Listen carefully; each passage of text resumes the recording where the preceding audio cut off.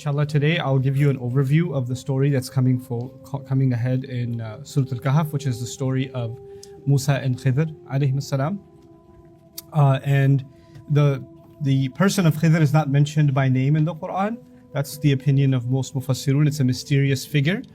There have been some interesting stories made up about Khidr alayhi salam in Islamic history.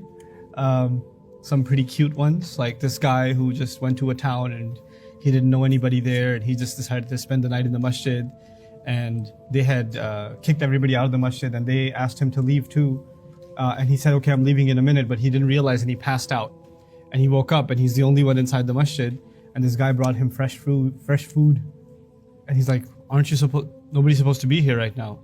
And he goes, yes, you're right, but I came here to take care of you. And he just gives him food, and he disappears in a poof. And فَعَلِمْتُ أَنَّهُ خِضْرَ عَلَيْهِ السَّلَامُ. So what I want to share with you first is the beautiful placement of the story from an Imani perspective, from a Hikmatul Quran perspective, wisdom of Quran perspective. We went through an entire passage, or actually two passages that mirrored each other, right? One with an opening statement, one with a closing statement. And in those two passages, the point that's been reinforced over and over again is Allah has a plan for everything.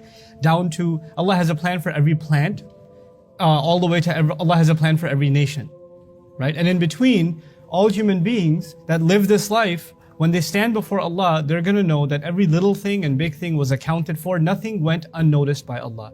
Allah's justice is completely perfect and absolute, right? So Allah's planning and His justice and His knowledge has been established in a very thorough way in the two passages that we went through just now. But the problem for most human beings that have a faith problem is actually a problem of questioning why things happen in life. That's really where the problem lies. Why is bad stuff happening to me or anyone else in this world? As a matter of fact, the number one argument that any typical, someone towards it that has atheistic tendencies or just aggression towards God in general, the first things they're going to talk about is either their personal problems or problems in the world. If there is a God, how come this, and this happens? How come this bad stuff happens? And there's a list of bad stuff, right? So that is certainly a big problem to deal with. Now, the way Allah deals with it in this surah is very beautiful. First of all, if you notice, the previous passage, or the two passages, were all about, first of all, briefly about Allah's planning in this world, but really primarily highlighting what is going to last and what is the perfect justice of Allah in the akhirah. This world is not about perfect justice. The next world is, right? And yet Allah Azza wa Jal is going to bring everything back in order. Everything is going to be balanced out. But you have to believe in the unseen for that. You can't just believe in the seen world. You have to believe in the unseen. I would even argue, from whatever I've been able to understand, even in the Fatiha, it's actually Allah's perfection is part of Allah's perfection is actually in the creation of an afterlife. That's a necessary corollary of the perfection of Allah, of His absolute justice. Because without the afterlife, you have a person in this world who commits 100 murders, right? And how do they compensate it? The most you're going to do is kill them once. They can't pay for 100 lives. And it could just be that those 100 lives were dependence on other people. So they didn't just affect 100 lives, they affected 100 families, maybe 100 communities. There's no way this one person can pay damages in this world for what they may have done to 100 people. That's impossible. Forget 100, not even 2 people. Maybe not even one person. Even if you take an eye for an eye, that may not still be perfect justice, right? This guy is a loner, nobody depends on him, nobody knows him, and the one he killed is the head of a household or a mother of children or whatever. He ruined several lives. The damage has far more repercussions. So the idea of getting absolute justice in this life is actually, it's not possible. It is impossible. Ibn Taymiyyah rahimahullah would even go as far as to say, if somebody slapped you and you slapped them back, how do you know your slap didn't hurt them more? So when he talked about the one being muqtasid, the one, because Allah says, minhum zalimun nafsihi wa minhum muqtasid, the one who's fair, absolutely fair. He said even absolute fairness technically can't exist. You could try your best, but how do you know you're not crossing a line? How do you know your punch wasn't harder than the punch that was thrown at you, kind of thing, So the safer route for you is to forgive. That's what he would argue. But look, what does the afterlife do? Every debit is credited. Every credit is debited. Anything somebody got away with, they didn't get away with it. Allah recorded it. لا يغادر صغيرة ولا كبيرة إلا أحصاها. There's no way out.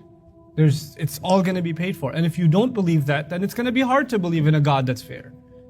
When you only have this life. When that's all there is. And we, subhanAllah, in our faith, we have this reliance on Allah's mercy and a reliance on Allah's justice, a dependence on Allah's justice. Like for ourselves, we're hoping for Allah's mercy. But when we see crime in the world and we see injustice in the world, we actually lean on Allah's justice. Like these people won't get away with what they did. And that's why Allah gives that as a consolation in the Quran. أَمْ حَسِبَ الَّذِينَ اجْتَرَحُوا السَّيِّئَاتِ or أَمْ حَسِبَ الَّذِينَ يَعْمَلُونَ السَّيِّئَاتِ أَنْ يَسْبِقُونَ. Did people think the ones that have done crimes against us or committed evil deeds, that they got ahead of us? That they got away? سَاءَ مَا يَحْكُمُونَ. What a horrible decision they made. This was actually said to the Muslims when they were being tortured. And the cry comes, how can they get away with what they're doing to us? In Mecca, how could they get away with that? And then those ayat came. You think they just got away with it? No. They didn't get away with it. They're not paying for it now, doesn't mean they're not going to pay for it, right? That's Allah's perfect justice is directly associated in the Quran with Allah Azza wa Jall's creation of the akhirah, the afterlife. And so I wanted to highlight first that point because the last two passages that I ran through with you were just about that, just establishing that concept that the justice of Allah is perfect. But that is the akhirah, it's the unseen. And it's like there's a curtain between us and the unseen. Like all we can see is this world. We don't see the unseen. We don't see the akhirah, we don't see the angels. We don't see the behind the scenes source code of Allah's design, Allah's plans, right? What's going to happen in this story is basically for a few instances, Allah is going to lift the curtain a little bit and you can get a peek at what's going on behind the scenes. So something's going to look really bad, like if you know the story of Musa and Khidr, he goes on a journey to learn, which we'll talk about in some depth.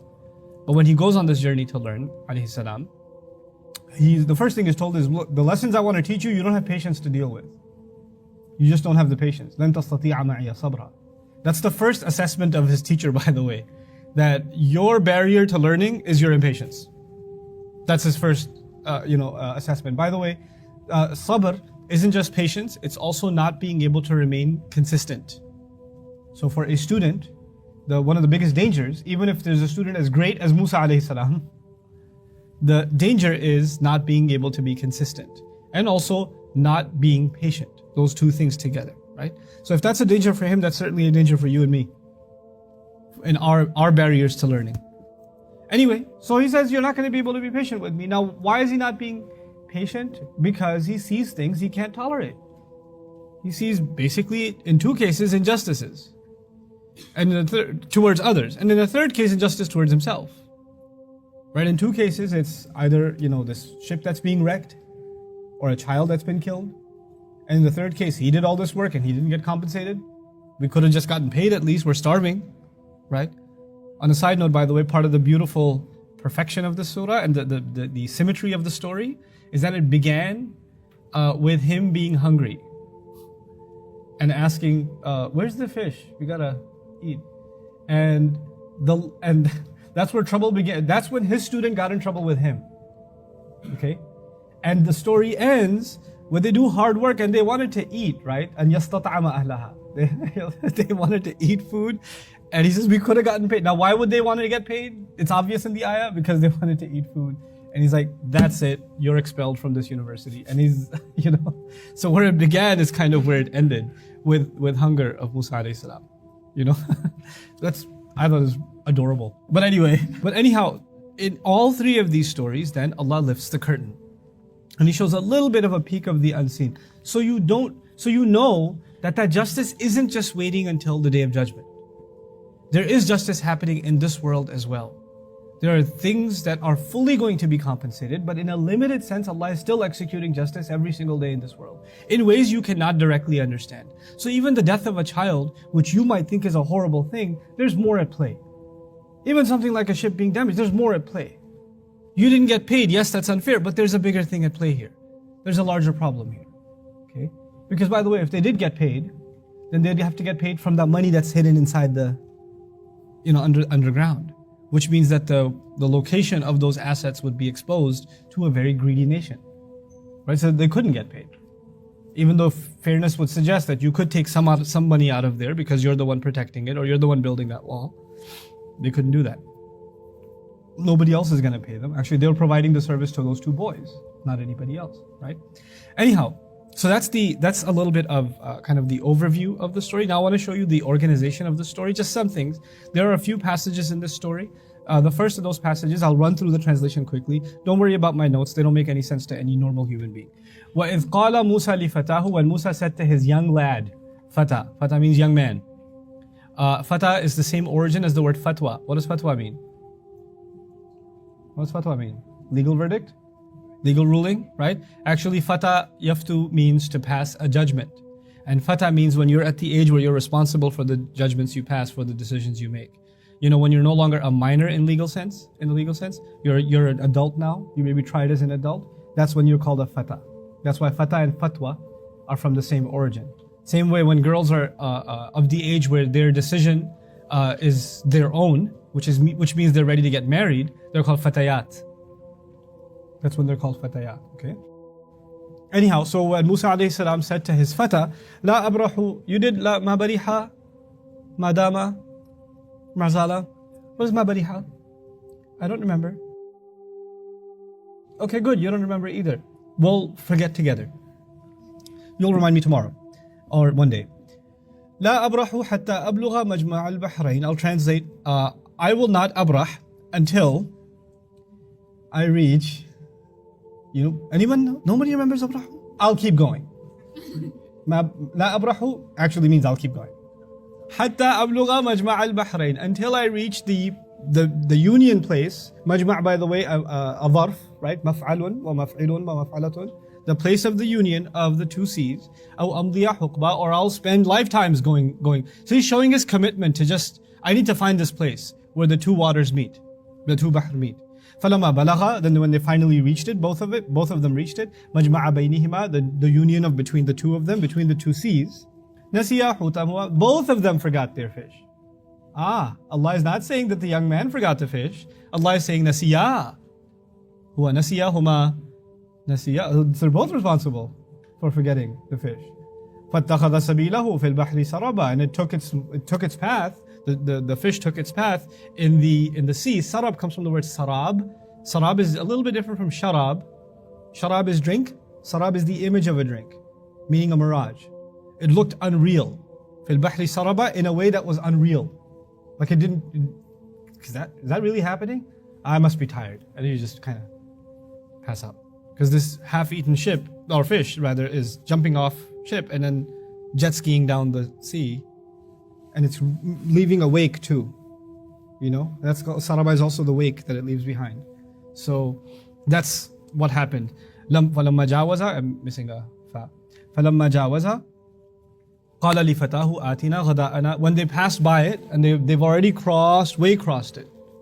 When they've crossed it, he says to his young man, his intern basically, who's also considered a prophet according to Israelite tradition, right? Atina ghada'ana, bring us our lunch. لَقَدْ لَقِينَا مِنْ سَفَرِنَا هَذَا نَصَبًا, we've met with quite a bit of exhaustion because of this journey of ours. Interestingly, the word nasab means exhaustion. It's the most exhausting of the three status also. It's like so many kinds of nasab, right? But anyway, it's well named, you know. So we've been hit with quite a bit of exhaustion because of this journey. So this journey of ours. So let's eat some fish. قال أرأيت إذا وينا إلى الصخرة. Did you also see when so the student starts by saying, by the way, didn't you see that too? أرأيت إذا وينا إلى الصخرة, when we were taking some refuge near that cave, because you know the ocean was getting a little turbulent, so we went towards that rock, remember? Maybe we'd get some shelter for a little while. فإني نسيت الحوت. Then at that time, because things were so crazy at the time, I kind of like forgot the fish. وَمَا أَنْسَانِهُ إِلَّا شَيْطَانًا أَذْكُرَهُ. And he notices that maybe Musa is getting upset, so he goes, no.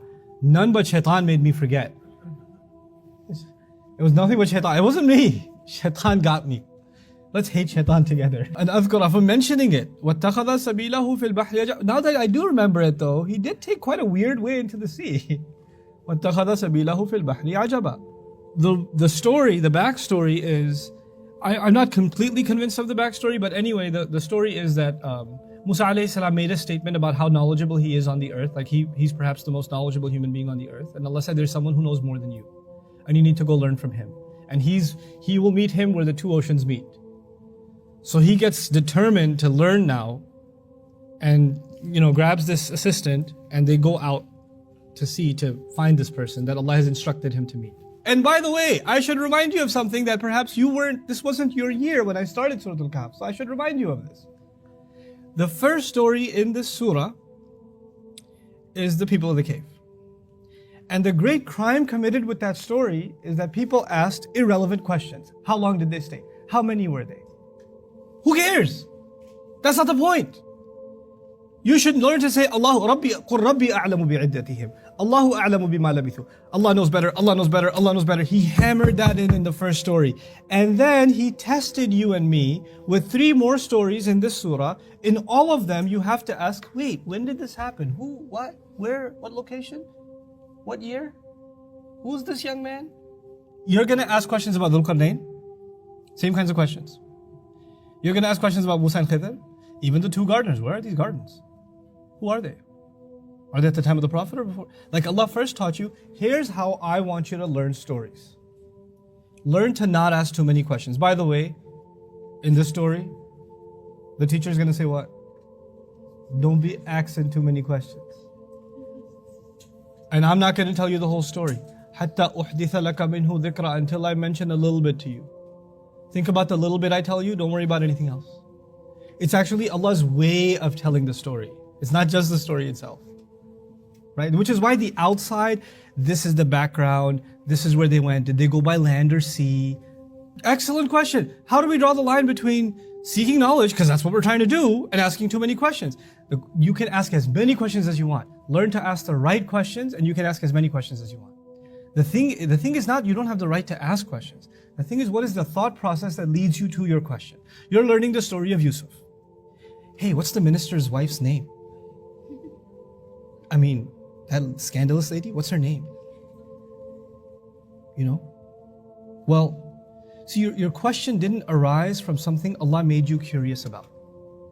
What Allah emphasizes, you ask about. What Allah de-emphasizes, you learn to de-emphasize. You see? Ratib al-Nabulsi, the way he taught this to me, even though I've taught this in the beginning of Surah Al-Kahf, I'll repeat it for you guys, because it's important for you guys.